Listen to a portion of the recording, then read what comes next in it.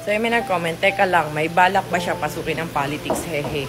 So, ayan, ang dami-dami nagtatanong and ang masasagot ko lang is undecided pa rin po ako. And yun nga, ang sa akin, matuloy man o hindi, ang plano sa akin ni Lord, ang hindi magtitigil ay ang pagtulong ko sa mga tao. So, ayan na nga guys, ang Rosmar Ambulance. Hindi ko alam na darating yung time makakabili tayo nito. And ang Rosmar Patrol guys, nandito na siya sa bahay. Ayan, pag may kailangan yung hiramin, libreng-libre lang at may driver pa kayo. So, Racal brand nga pala to. May wang-wang din yan. And, ayan, ang ganda niya guys. Diba, ambulance, ano, barangay patrol. And ang next ko talagang target ay ang mabili ang fire truck nila.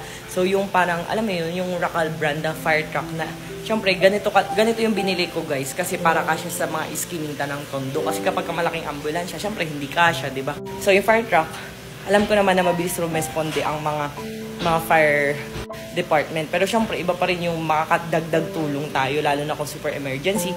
Andyan to. Doon lang yan sa Tondo.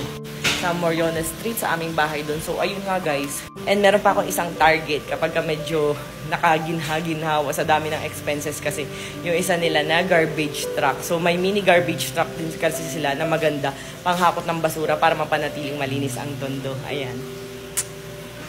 At meron akong award guys, philanthropist. Nagulat ako kasi ang philanthropist yung kapag tumutulong ka sa mga tao. So, na-notice na tayo. And finally, ang batang 10 years old na Rosmar na tumutulong na nung 10 years old pa, ay magiging super proud sa'yo, Rosmar, ngayon.